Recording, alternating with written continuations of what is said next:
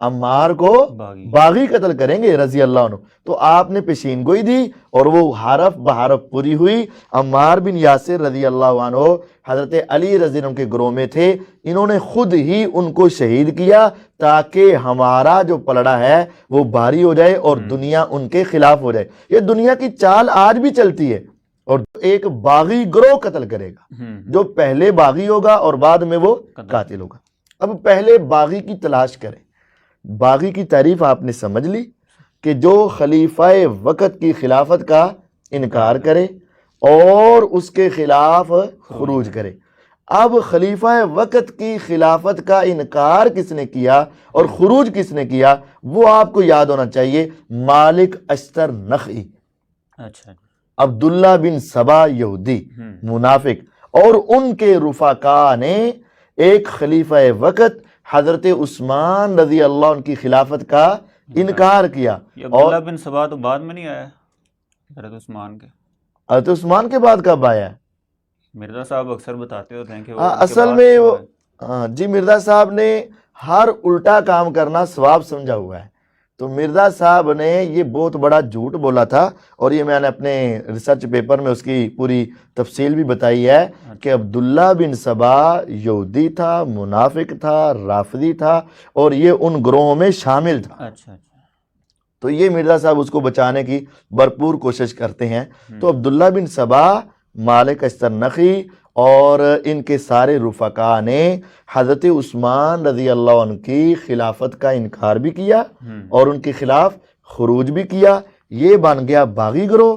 اور اسی باغی گروہ نے بعد میں حضرت عمار بن یاسر رضی اللہ عنہ کو کیا کیا؟ شہید کیا. اور انہی کے بارے میں ہے تدعوہم الی الجنہ ویدعونک الی النار. نہیں تو یہ مالک اشتر تو حضرت علی رضی اللہ تعالیٰ عنہ کے گروہ میں تھا نا. ہاں جی، تو کیا ہوا؟ تو عمار رضی اللہ تعالیٰ عنہ تو دوسرے گروہ سے قتل ہو گیا نا. اس کے بہت سارے دلائل بھی ملتے ہیں مسند احمد وغیرہ میں. جی وہ دلائل میں آپ کے سن لیتا ہوں. پہلی آپ کی بات کا جواب دیتا ہوں کہ حضرت علی رضی اللہ عنہ کے گروہ میں مالک اشتر نخعی ہے تو انہوں نے اپنے گروہ کے ساتھی کو کیسے شہید کر دی؟ یہی سوال ہے نا آپ کا. ہاں جی. آپ اگر ان کی پچھلی ہسٹری دیکھیں تو آپ کو یہ پریشانی نہیں ہوگی. پچھلی ہسٹری کیا ہے؟ یہ جنگ صفین کی بات ہے نا. حضرت عمار بن یاسر رضی اللہ عنہ کس جنگ میں شہید ہوئے؟ جنگ صفین میں. اس جنگ سے پہلے ایک جنگ ہو چکی تھی جس کا نام تھا جنگ جمل. البدایہ والنہایہ میں یہ بات موجود ہے کہ جب حضرت طلحہ رضی اللہ عنہ، حضرت زبیر رضی اللہ عنہ اور اماں جان عائشہ رضی اللہ عنہ جب وہ آئیں تو اس وقت حضرت علی رضی اللہ عنہ کے ساتھ پھر ان کے آپس میں مکالمے ہوئے اور ایک دوسرے کی طرف پیغامات گئے. مختصراً یہ ہے کہ آخر میں طے ہو گیا کہ صبح صلح کا اعلان کیا جائے گا اور حضرت علی رضی نے فرمایا کہ میں جاؤں گا ان کے پاس اور میرے ساتھ قاتلین عثمان میں سے کوئی نہیں جائے گا.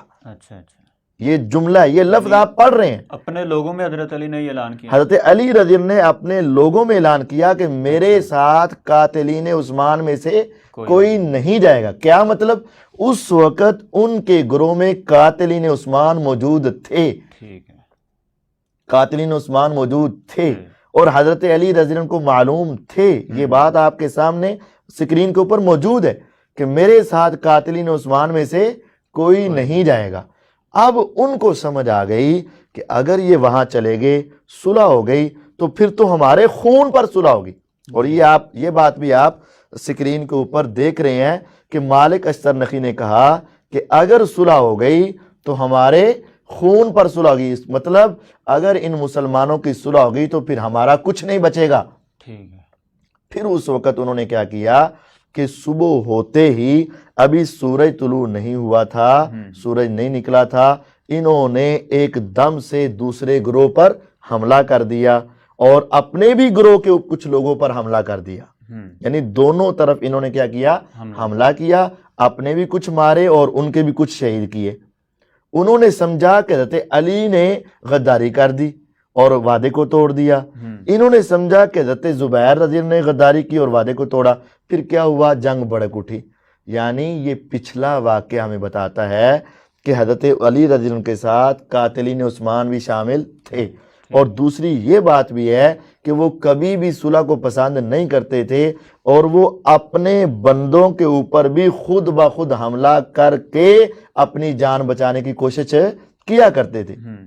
تو جب ان کی سابقہ زندگی ایسی ہے تو ہمیں تو نبی علیہ الصلوۃ والسلام نے پہلے ہی خبر دے دی تھی کہ دیکھنا دو مسلمان گروہوں کے درمیان اختلاف ہوگا، عمار کو باغی قتل کریں گے، عمار کو باغی قتل کریں گے رضی اللہ عنہ۔ تو آپ نے پیشین گوئی دی اور وہ حرف بحرف پوری ہوئی۔ عمار بن یاسر رضی اللہ عنہ حضرت علی رضی اللہ عنہ کے گروہ میں تھے، انہوں نے خود ہی ان کو شہید کیا تاکہ ہمارا جو پلڑا ہے وہ بھاری ہو جائے اور دنیا ان کے خلاف ہو جائے۔ یہ دنیا کی چال آج بھی چلتی ہے اور دنیا کے اندر آج بھی ہوتا ہے کہ اپنے ہی بڑے بندے کو خود بخود قتل کر دیا جاتا ہے اور الزام دوسروں کے اوپر ڈال دیا جاتا ہے۔ اور آج کل نہیں دیکھ رہے آپ، تھوڑی سی لڑائی ہوتی ہے، اپنا ہی بازو توڑ کے، اپنے ناک کی ہڈی توڑ کے، ملاحظہ کروا کے ان کے اوپر پرچہ کروا دیتے ہیں۔ یہ تو آج بھی چل رہا ہے، تو یہ اس وقت بھی چلا تھا اور عمار بن یاسر رضی اللہ عنہ کو باغی گروہ نے قتل کیا تھا اور انہوں نے ہی الزام دوسرے گروہ پہ لگا دیا تھا۔